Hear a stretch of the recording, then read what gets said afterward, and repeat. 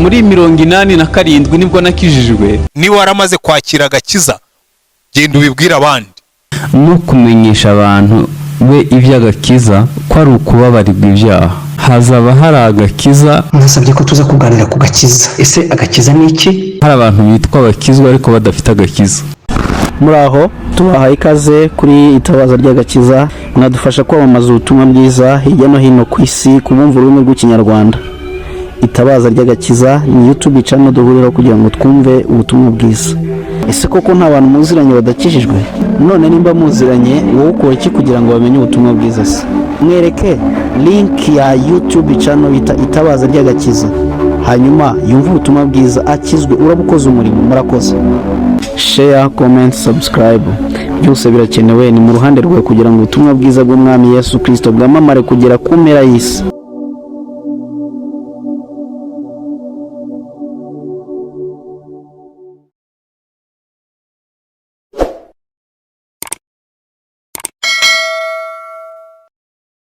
Haleluya, haleluya, haleluya. Amahoro y'Imana nagwire muri mwebwe bene data, ubuntu bw'Imana n'urukundo rwayo rubagote kandi rubabeho mu izina ry'Umwami wacu Yesu.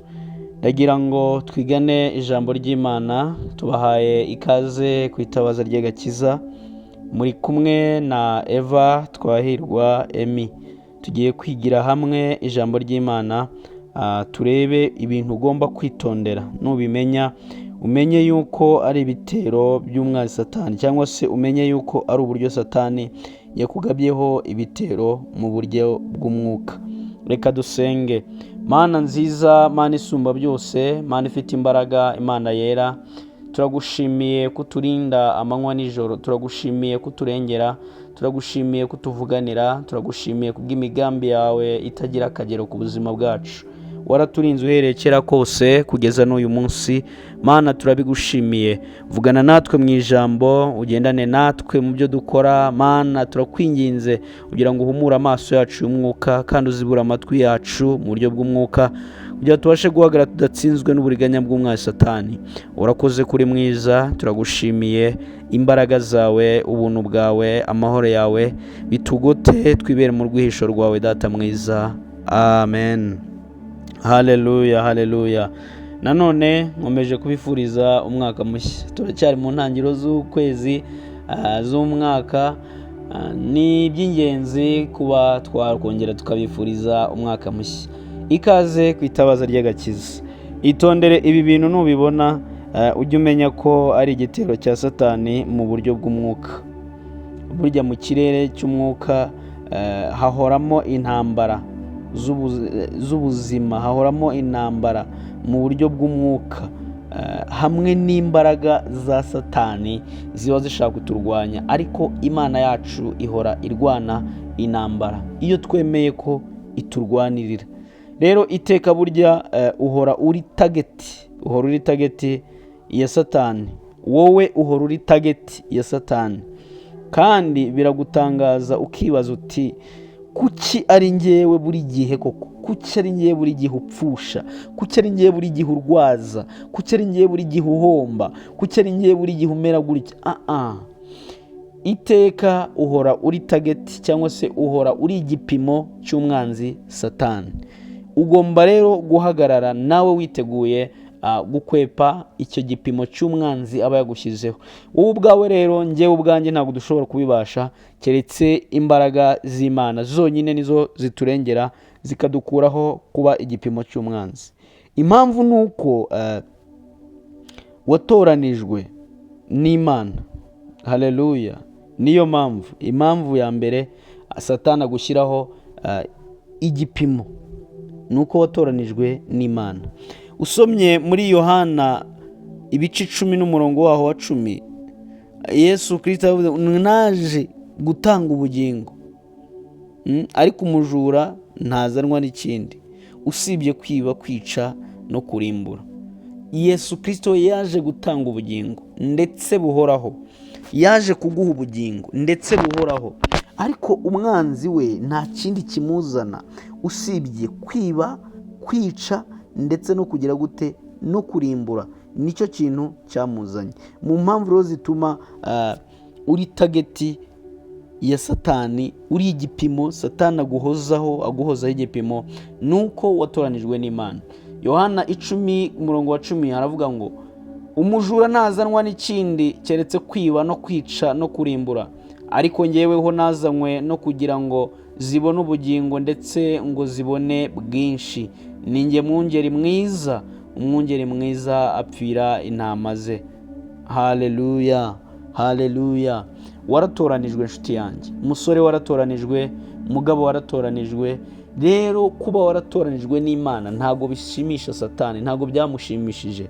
Iyo ni impamvu imwe ishobora gutuma aguhozaho igipimo. Rero iyo Satani yakugabyeho ibitero, uzabibwirwa n'ibi bintu uko bigera nibura muri 15. Icyambere, Satani atuma wiyumva ko uri wenyine, atuma wiyumva ko uri kure y'Imana, atuma wumva wihebye, nta muntu ushobora kukumva, nta muntu ushobora kukuvuganira, nta muntu ushobora kubwira ngo yumve ibyawe. Atuma wumva ko niyo wasenga no gusenga kwa Imana itakumva.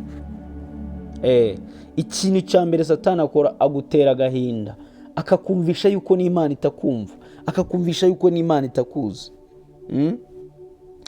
Ibaze nawe ukuntu wabaga ufite ubusabane n'Imana nk'igiti giteye mu butaka bwiza, ariko noneho ukaba wumva ntacyo bimaze, wumva umeze nk'igiti cyatemwe imizi, wumva wahonze, mbese ubuzima bwawe wumva bwanze. Yesu yabivuzeho rwose ko muri we ariho tuzashorera imizi. Iyo umwanzi Satani rero agutemye imizi, ntuba ukibasha gusenga, akaguca imbaraga zo kwizera, ntuba ukibasha gutekereza ko usenze Imana yakumva. Umwanzi Satani aba yakugabyeho igitero kugira ngo aze kugukubitira mu gafuka, utabasha kwinyeganyeza, utabasha kugira umuntu wakurengera, utabasha kugira uwo ubwira. Rimwe na rimwe wumva warakariye Imana kuko umwanzi agerageza kukubumvisha ko uri wenyine, ndetse Imana yagutaye, ndetse Imana itakikwibuka, ndetse Imana itanakuzi rwose, akakumvisha ko uri aho nyine uri wenyine. Ariko Zaburi ya 13 umurongo waho wa mbere kugera ku murongo waho wa 6, ntizakwirengagiza kuko igukunda cyane. Imana yacu ntishobora kukwirengagiza kuko igukunda cyane. Imana iragukunda cyane, ntiyakwirengagiza. Satani ntugatume wumva ko watakaye. Oya, haravuga ngo Zaburi yahimbwe n'umutware w'abaririmbyi ni ya Dawidi. Uwiteka, uzageza he kunyibagirwa iteka ryose? Uzageza he kunyima amaso?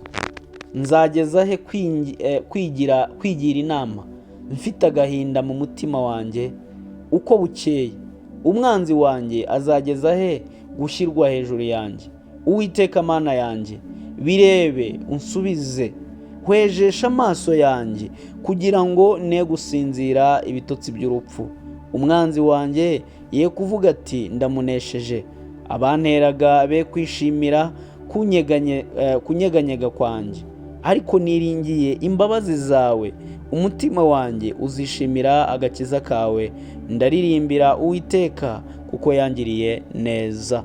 Iyo Satani amaze kukwamburamo iki kintu cyo kwiringira imbabazi z'Imana, akakumvisha ko watawe, akakumvisha ko uri wenyine, akakumvisha ko nubwo wasenga, nubwo waririmba ntacyo biri bugufashe, akakumvisha ko mbese utakaye, aba agiye kukugabaho. Ni igitero cya mbere aba akugabyeho. Rero igihe wumva watakaje ubusabane n'Imana, menya ko watatswe, ahubwo ukomeze usenge, uyishakane umwete nka Yobu. Haleluya. Komeza usenge, shyiramo imbaraga, uhaguruka usenge. Igihe wumva ufite ubunebwe, ukumva uraryama ugasinzira ibitotsi kandi ntuzi ngo birimo guturuka hehe, umunaniro ukumva wabaye prolonge, ntago ari byo. Byuka usenge, shyiramo imbaraga, wongera ushake Imana. Ikintu cya kabiri kikwereka ko watatswe n'umwanzi Satani, kugira ibitekerezo bibi, kumva urimo gutekereza mu buryo buri negative gusa, kubona nta bantu bakugira inama zitari nziza, ukabana n'abo bantu bakakugira inama zitari nziza, ukumva wuzuye ibitekerezo bibi, ukumva wuzuye kwihorera, ukumva abantu bose urabanze, ukumva icyo gihe umwami Satani aba akwatatse mu buryo bw'umwuka. Ibitekerezo bibi bigusubiza inyuma, bituma wumva ko watsinzwe, nta kigenda cyawe. Ibyo byose bikujyana kure y'Imana, biba ari ibitero bya Satani, kandi uko ubikomeza kubyizera niko birushaho kugufungira muri gereza y'umubiri. Uko urushaho kubyinjiramo, uko urushaho gutekereza ko abakwambuye nawe ugiye kongera ukashaka buguza nawe ukabambura, uko utekereza ko abaguhemukiye mu rukundo nawe ugiye gufata abandi batatu, abasore babiri, batatu, bane cyangwa se abakobwa, uvuga ngo nanjye reka mbabeshye ndebe ko ushobora kwigarurira amahoro.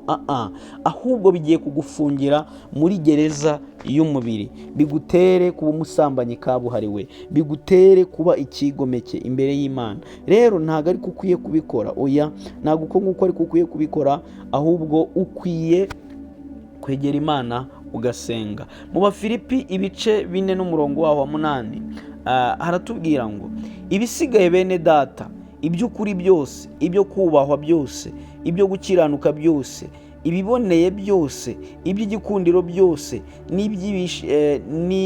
n'ibishimwa byose, nihaba hariho ingeso nziza kandi hakabaho ishimwe, aba ari byo mwibwira. Ibwira ibyiza mu mutima, wibwira iby'igikundiro, wibwira iby'umunezero, wibwira ibyo gukiranuka, wibwira iby'imbaraga z'ubuntu bw'Imana. We gutekereza ko wakwihorera, we gutekereza ko wabahemukira nk'uko bakugiriye, kubera yuko nuza kubikomeza ukabishyira mu mutwe wawe, biragufata bigufungire muri gereza y'umubiri ndetse n'ubugome. Imbuto mbi zisharira zirimbure. Ntukemerere Satani ko akubibamo imbuto mbi kandi zisharira.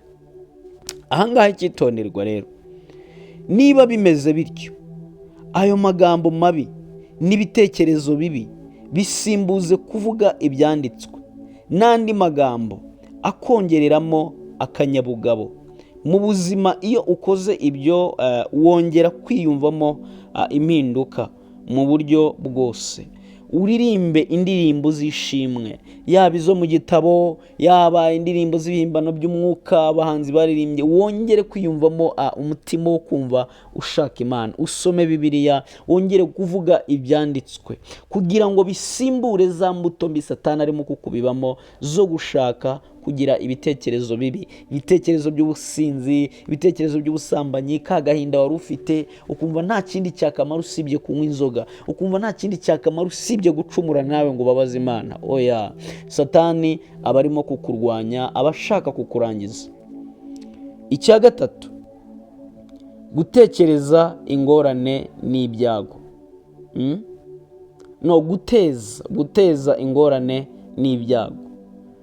Satani ashobora kuguteza ibyago, uburwayi n'ibindi, kugira ngo akwangirize ubuzima hamwe n'ibyishimo mu buzima. Urugero nka Yobu, Satani yamuteje indwara imutindaho, ariko uba ugomba kwibuka ko Imana idashobora kukureka. Iteka uba inzira, iteka uguma mu Mana, iteka Imana yacu iba ikikurengeye. Ntabwo Imana ishobora kukureka ngo urengane gusa, ahubwo yegere usenge, wongere wiyubakemo, wongere wibuke Yesu, wibuke ko Yesu ari umukiza kandi ufite ubushobozi bwo gusenga bigashira, cyane ko uri mu rusengero rw'Uwiteka. Uri urusengero rw'Uwiteka.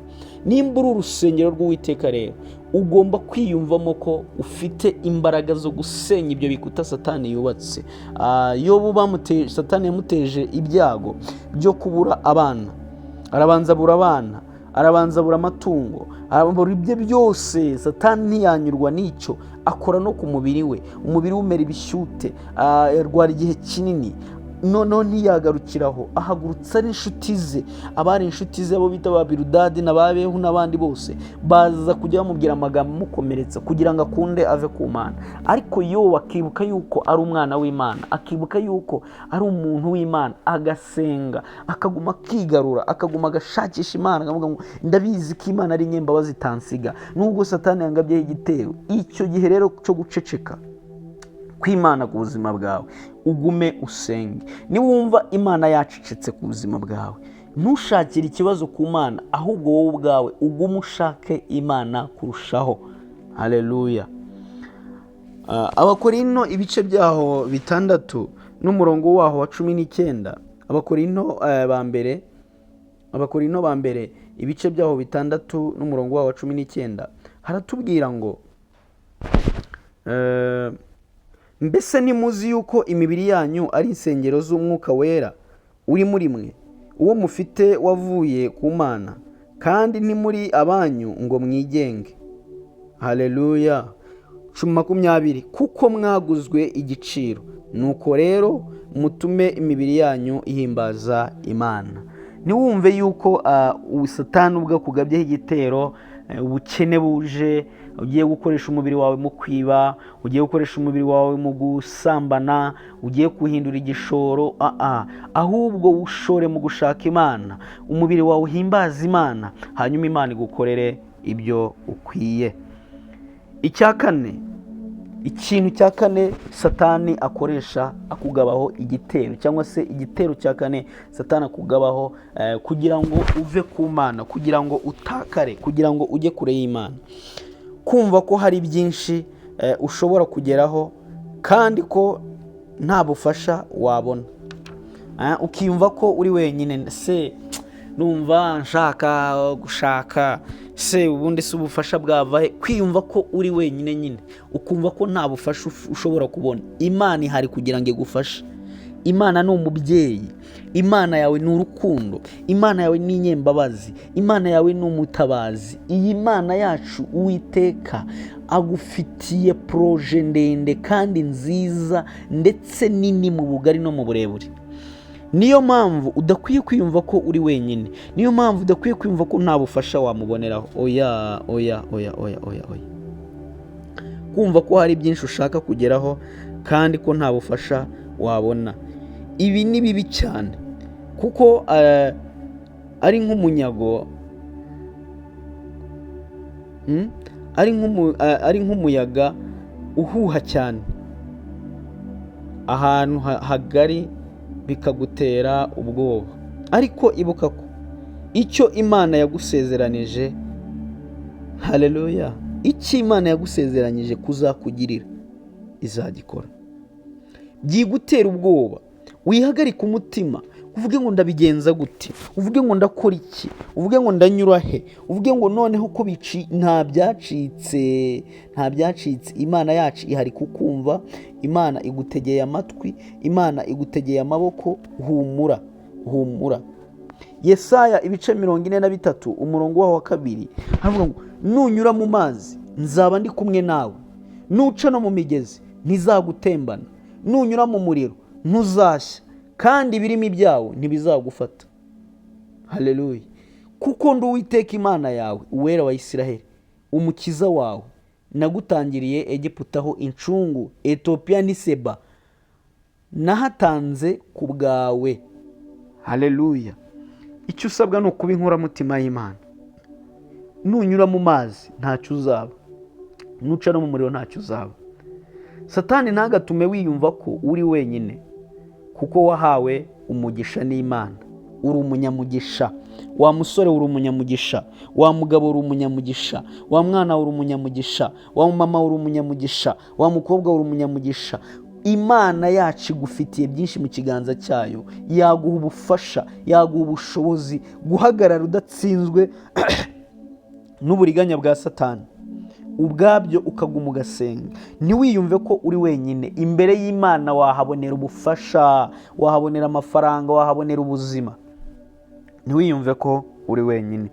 icya gatanu gishobora satani ashobora gukoresha kugira ngo akunyage, kugira ngo akwice mu buryo bw'umwuka, akurimbure. Gukomeza kumva ufite ubwoba n'ikimwaro. Gukomeza kumva ufite ikimwaro. Ikintu ugomba kumenya ni uko utari wenyine. Nshuti yanjye, ntabwo uri wenyine. Imana yaguhaye Yesu, aguha umwuka wera, yaguhaye abantu, yaguhaye ubuzima. Ntabwo uri wenyine. Muri ubwo burwayi nturi wenyine, muri ubwo bupfubyi nturi wenyine, muri ubwo bukene nturi wenyine. Ahubwo Imana icecetseho gatoya, iracyarimo kwita ku byawe, irimo kukwitaho.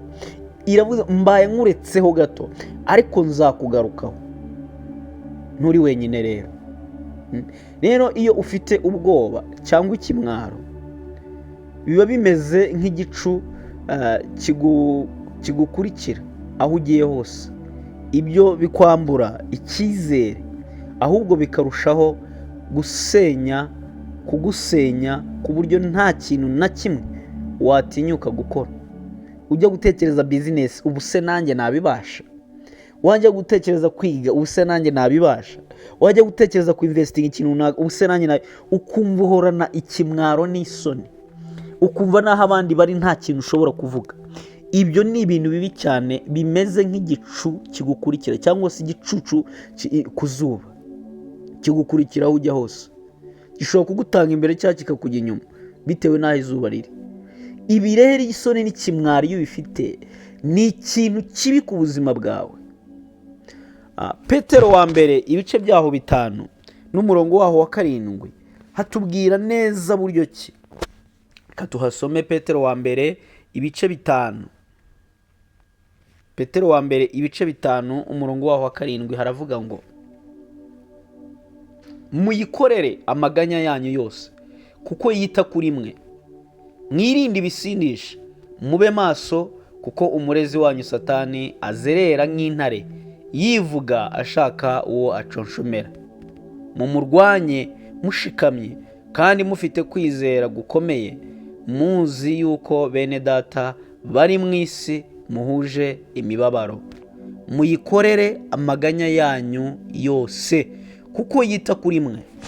Nshuti yanjye, ntabwo uri wenyine, ntabwo watawe, ahubwo yikorere amaganya yawe yose.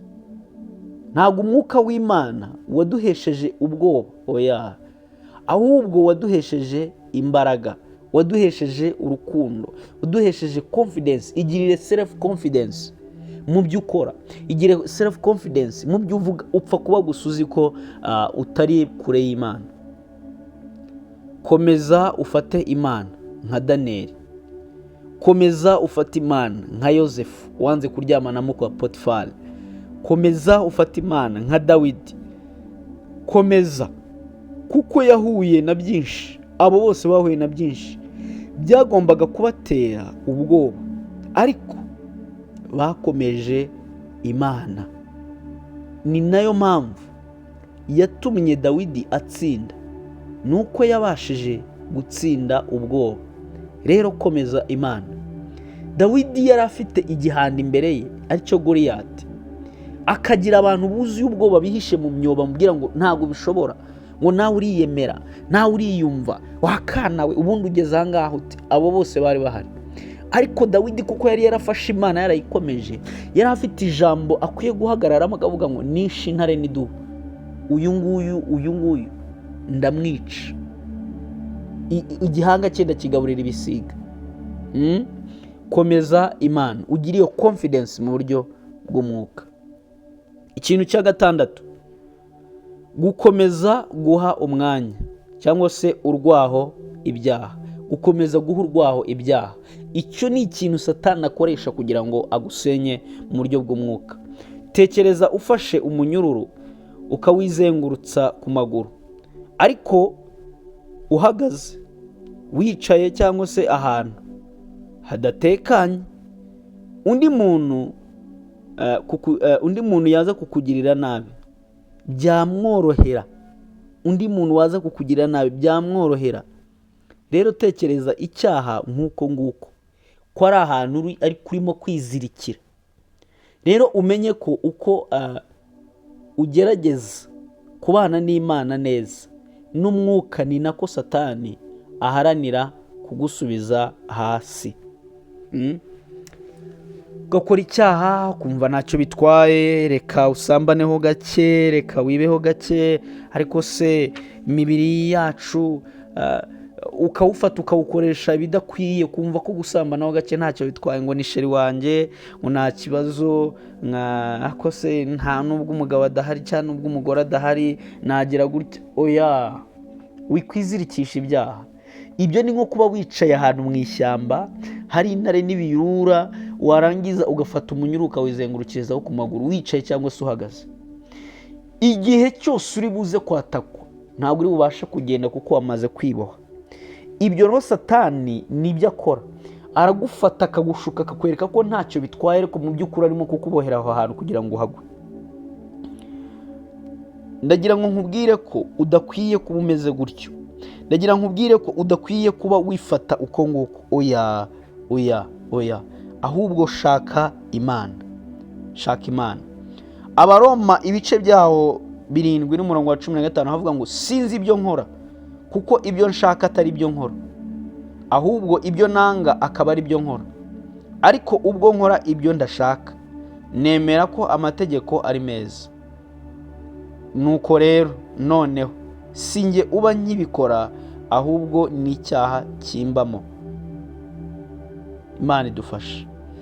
Ukwiye kurwanya icyo cyaha. Bibuka ijambo ry'Imana ryatubwiye ngo murwanye Satani nawe azabahunga. Icyaha rero kikubamo, icyo cyaha gituma uhora utekereza uko, iyo mitekerereze mibi, uko kumva wigunze, biri bugutere gukora icyaha, bikagutera nko gusa nk'uciye ahantu hadatekanye ukiboha. Inzoka niza nturubasha kwiruka, ntubasha kuyica kuko wamaze kwiboha. Ntago ukwiye kwibohesha ibyaha, ntago ukwiye kugenda uko nguko. Iyo uhora usenga, iyo uhora usa nk'umuntu uri mu byaha, ibyo bikwangiriza imibanire yawe n'Imana. Imana niyo kwizerwa, niyo yonyine yo kugukiza gusa, niyo yonyine yagukiza gusa. Ese Samusoni uribuka ibyamubayeho?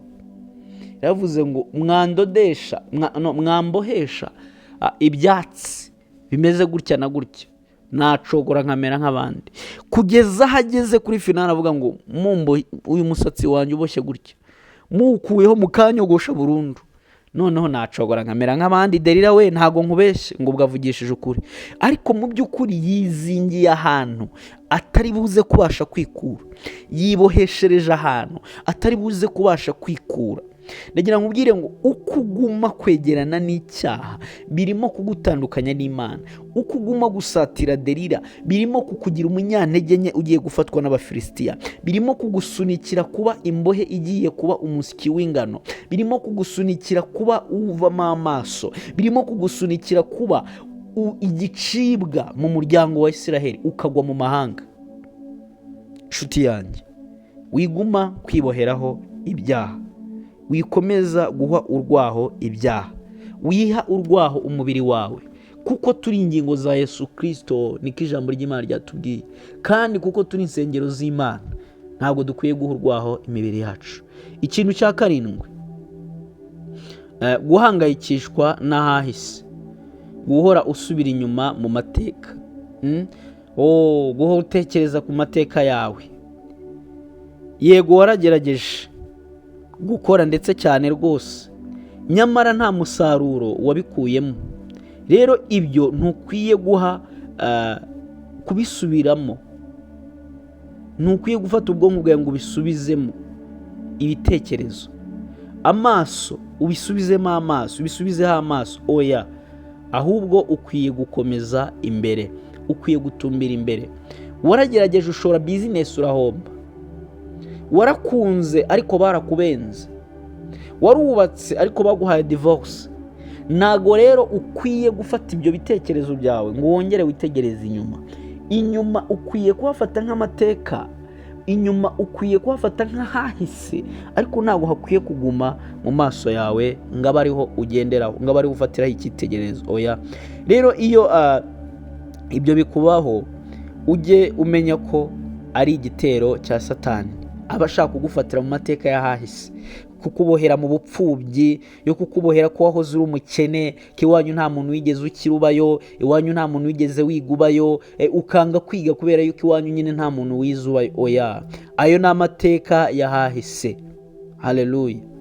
Yobu cyangwa Dawidi, Satani yagerageje kubibutsa ibi, yagerageje kubibutsa inyuma, yagerageje kubibutsa ibyahise, yagerageje kwibutsa Dawidi yuko avuka kwa Yesaya adashobora kuba umwami, yuko yahoze mu ishyamba adashobora kuba umwami.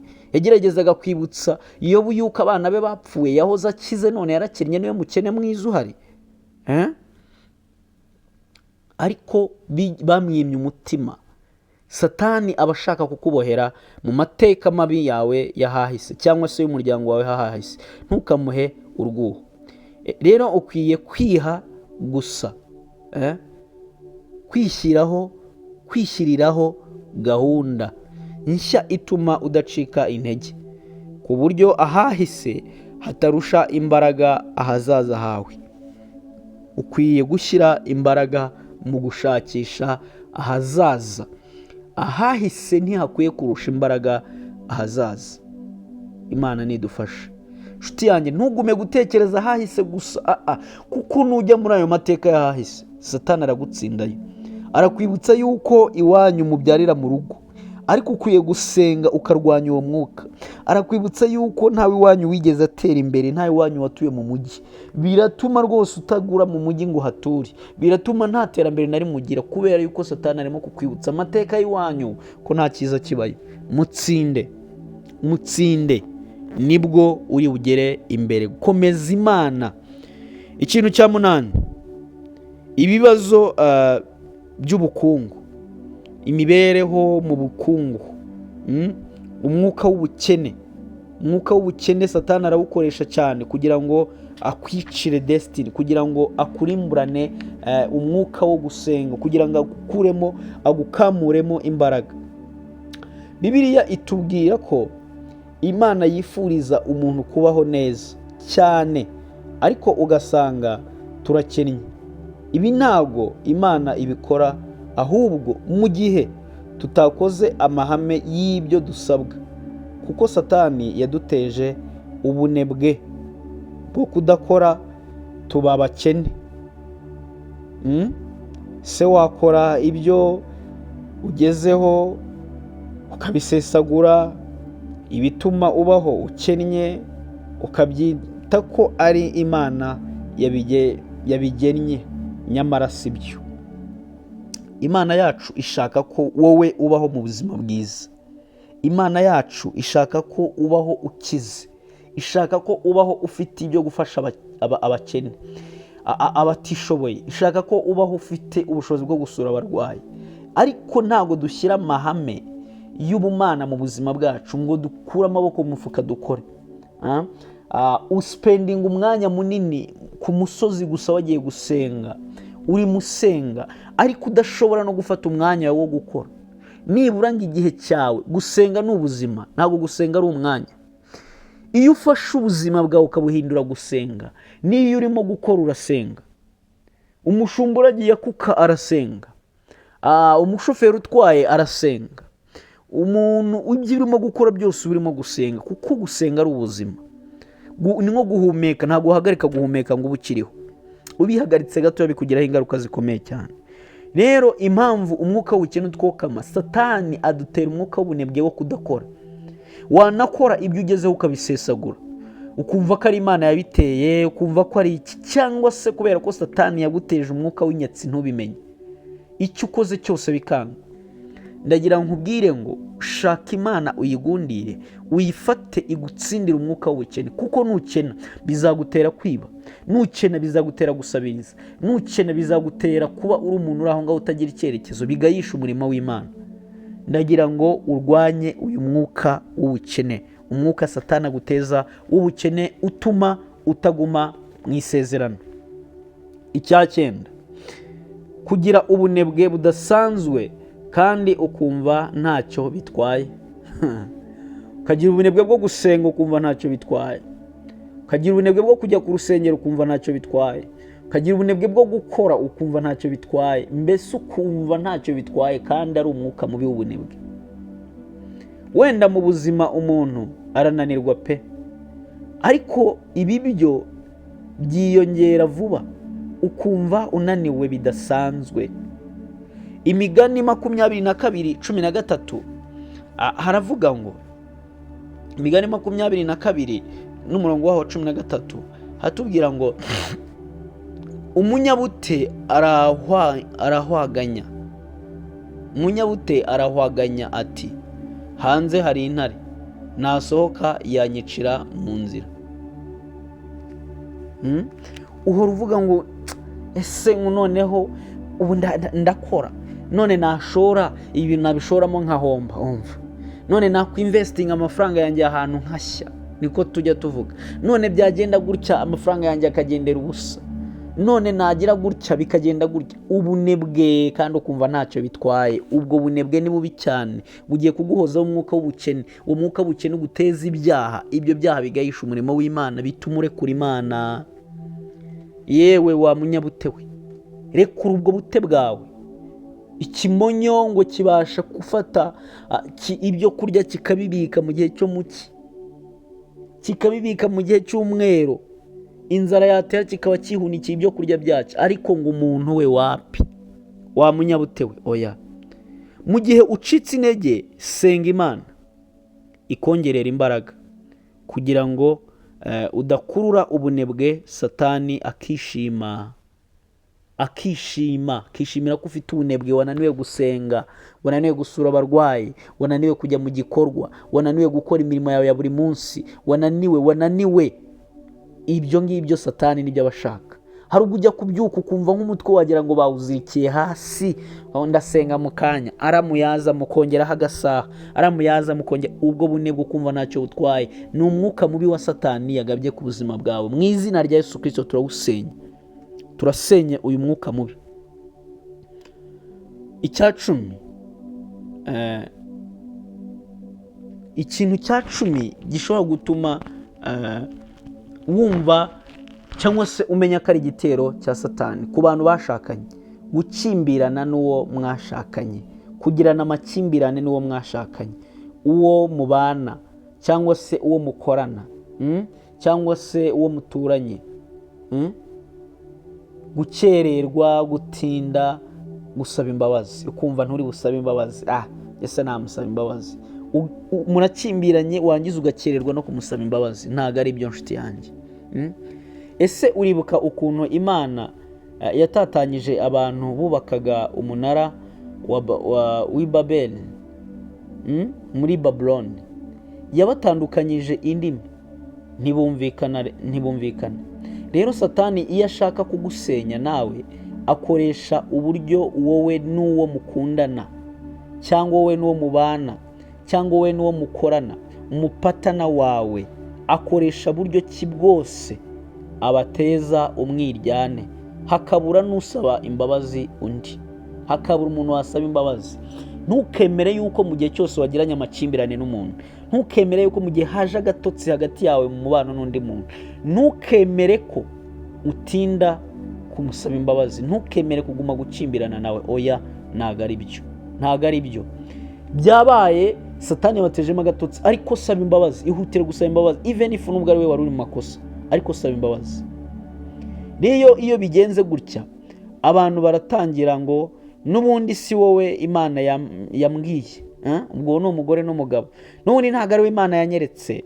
Ariko umuntu Imana yemeye mukabana, ukwiye kumubera impamvu yo kugumana, ukwiye kumubera impamvu yo kwishima, ukwiye kumubera impamvu yo guseka. Gusa hari ikibazo cyo gushyingiranwa, kuko wabonye ubwiza gusa, nyamara nta yindi mpamvu ufite. Rero iyo mpamvu wirengagije niyo Satani azagira ikomeye yo kugutandukanya n'uwo nguwo. Ujye usenga ntukemere satani ko akwiba. Hari ibintu bimwe wirengagije, wabonye ubwiza umushakira ubwiza, urabyemera, muranasezerana, murabana, cyangwa se wamushatse nta kazi, cyangwa se wamushatse mu bundi, nyine ari ibintu byinshi bitandukanye, hari ibyo wirengagije. Umushatse ubizi ko akomoka mu muryango woroheje nubwo we iwanyu mukomeye, umushatse ubizi ko akomoka mu muryango ukomeye nubwo iwanyu mworoheje. Iyo mpamvu rero wirengagije niyo satani yuririraho kugira ngo abatandukanye. N'ubundi mwebwe reka iwanyu nta kigenda, n'ubundi wowe nta mirimo, n'ubundi wowe uri umushomeri, n'ubundi wowe nta kazi, n'ubundi wowe ntiwize, n'ubundi ibyo ngibyo satani akabifata akahaguruka akabiheraho. Iyo mpamvu satani yahagurukiraho kugira ngo abasenye. Rero mu gihe wemeye ko biba, ugomba gusenga kugira ngo Imana iguhereze umutima wo kuresista kugumana n'uwo muntu, umubera impamvu yo kwishima, umubera impamvu yo guhora aseka, umubera impamvu yo kuvuga ko Imana yamugiriye neza kuko warabyemeye. Haleluya. Senga ntiwemere ko satani akwiba. Ijya wibuka gusaba imbabazi mu gihe icyo ari cyo cyose ushwanye n'umuntu, abo mukorana, abo mugendana, abo muturanye, abo mubana, abo umugore, abo umugabo. ujye uhora uzirikana icyo kintu. Haleluya, haleluya. Ikintu cya 11, gukomeza kurota nabi bya buri joro uryamye, cyangwa se ukikanga. Buri joro ukuryamye ukikanga, ukarota nabi, bakwirukankana, bagutema, bagira ibiki, ibyo biroto bikaguma biza mu buzima bwawe. Ni igitero satani aba kugabaho, ariko wowe ukumva ko ntacyo bitwaye. Mu gihe cyose ukomeje kurota nabi buri joro, ujye umenya ko satani yakugabyeho ibitero by'iterabwoba akoresheje inzozi. Bivuze ngo abashaka kugutera guhagarika umutima no kukwiba amahoro agamije kukwigarurira. Warose ngo bakuroga, warose bagira gute, akakwiba amahoro yawe yo mu mutima, ukirwa wahangayitse, ukirwagiza ute kugira gusubize mu bapfumu, kugira ngo ubyuke warakariye abo yakweretse mu nzozi. Oya, icyo ugomba gukora ahangaha ni ugusenga.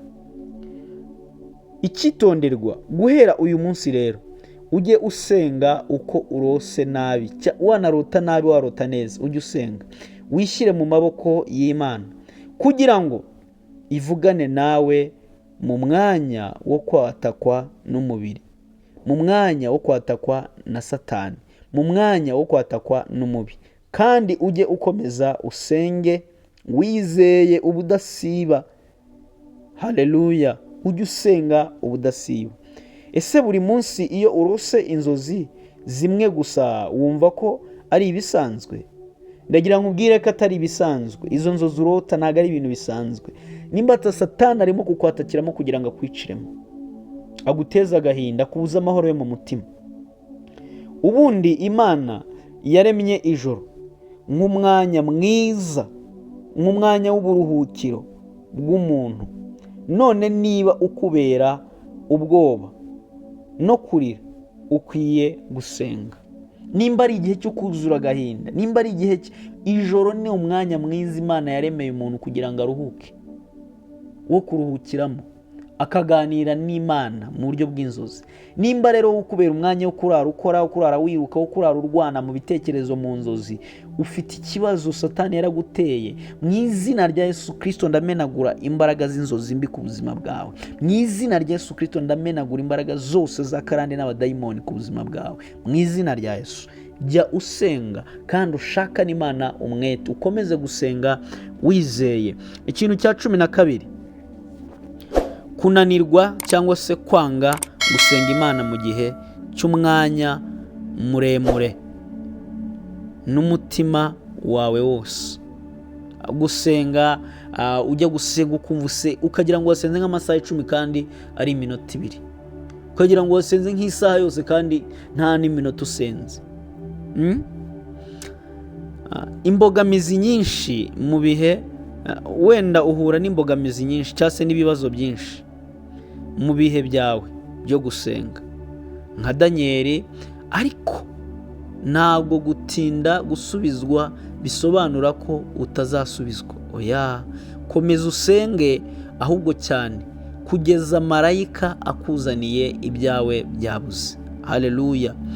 Danieli ibice 10 n'umurongo wa 13 kugera kuri 14. Danieli ngo yasenganye umwete, ngo agitangira gusenga ibisubizo bye byaroherejwe. Ariko kubera ko umwanzi n'abadayimoni bo mu kirere n'imbaraga za Satani ngo zatangire marayika waruzanye ibisubizo bya Danieli, bisaba marayika gusubira inyuma kubwira Mikayeli kugira ngo aze kurwana intambara hanyuma abone ibisubizo. Ukwiye gusenga Imana umwanya munini, Imana ukayihereza umwanya wawe. Senga, wongere usenge, nubona bitarimo gukunda wongere usenge, nubona bitarimo gukunda wongere usenge. Komeza usenge. Havuga ngo ariko umutware w'ibwami bw'Ubuperesi amara iminsi 21 ambuza. Nyuma Mikayeli umwe wo mu batware bakomeye aza kuntabara, ninda mu bami b'Ubuperesi. Nuko none nzanywe no kugusobanurira ibizaba ku bantu bawe mu minsi y'imperuka, kuko ibyo weretswe ari by'igihe gishize kera. Danieli yari yasenze, ariko agisenga ngo ibisubizo biraza, marayika ubizanye aratangirwa, bisaba ko haboneka asaba ubundi butabazi. Icyo gihe rero Danieli yagomba kuguma ategereje agisenga. Sengana umwete, ntucike intege. Igihe nikigera ibyawe usaba bizakugeraho rwose. Komeza wizere kandi usenge. Haleluya. Ikintu cya 13, gucika intege zo gusenga. Satani agiye akoresha akaguca intege zo gusenga pe, ukumva ikirere nta kintu kirimo, ukumva wapi wuzuye agahinda, ukumva nta gusenga, nta kintu kirimo kugenda. Iki kintu Satani aragikoresha agutera kugira ngo akubuze gusenga. Ubundi gusenga ni intwaro y'umukristo, ni inkota, ni imbaraga zituma umukristo abaho mu buzima bw'ubumana. Kandi gusenga ni ugucaginga imbaraga n'ubukire bwo mu mwuka. Iyo byanze rero Satani aba arimo kukurangiza. Rero ujye uhora usenga, kuko gusenga iyo byakunaniye uba urwaye kanseri yo mu mwuka. Kandi urugamba rwose rwo mu mwuka rurwanirwa mu mwuka. Igicaniro gihore cyaka. Urugamba rwose rwo mu mwuka rurwanirwa mu mwuka, ntago rujya rurwanirwa mu mubiri, inshuti yanjye. Haleluya. Iyo unaniwe gusenga uba urwaye kanseri ya hehe? Yo mu mwuka. Hora usenga, ntukananirwe gusenga, ntukemere ko umwanya Satani agutera kanseri. Mu izina rya Yesu Kristo, uyu mwuka wo gucika intege zo gusenga ndawumenagura mu izina rya Yesu. Icya 14, kugira umujinya n'inzika. Nta mukristo ukwiye kugira umujinya n'inzika. Bibiliya tubwira ngo nurakara izuba ntirikarenge ukigeze gute? Ukirakaye. Kugira umujinya ni ibisanzwe, kuko ni kamere ya muntu. Ariko Bibiliya itubwira ko umujinya udakwiye kugeza izuba rirenze tukirakaye. Rero ubikoze ni wowe bisenya. Ubundi umujinya cyangwa se kurakara ni igihano umuntu yihereza kubera amakosa y'abandi. Umujinya ni igihano umuntu yihereza kubera amakosa y'abandi. Rero ntabwo ukwiye kurakara, ntabwo ukwiye kurakara kubera, ntabwo ukwiye kugira umujinya uyu munsi n'ejo bundi ngo ubigire inzika. Ntabwo ari byo, icyitonderwa. Ubundi umujinya ni igihano wiha nyine wowe ubwawe kubera amakosa abandi bakoze.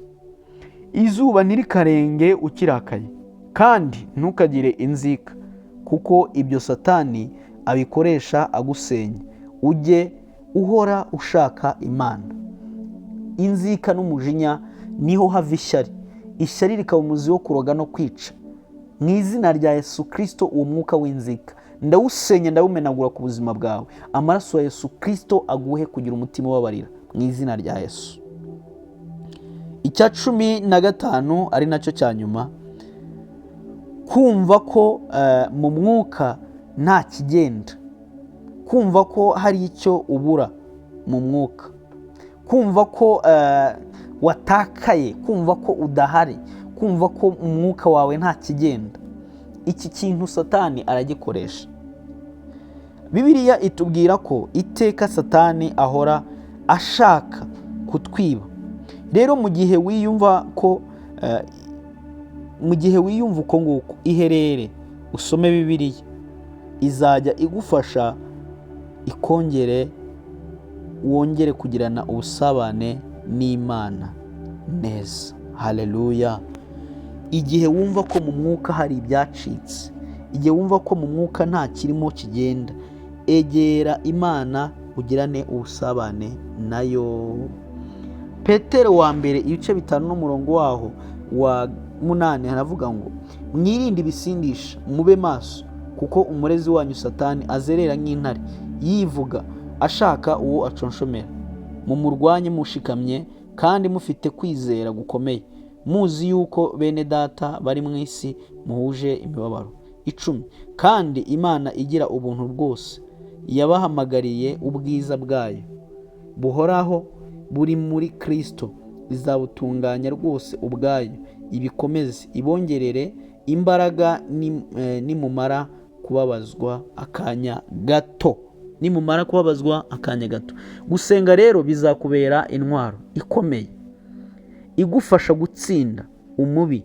Mu gihe cyose ugamije kuramya Imana, uyisingize, uvuge ukuntu ari inzira, uvuge ukuntu ari nziza n'ibindi byinshi, kandi uyibwire ko ari inyembabazi, uyibwire ko ari inyempuhwe, uyibwire ko ari inyarukundo byinshi cyane, uyibwire ubwiza bwayo.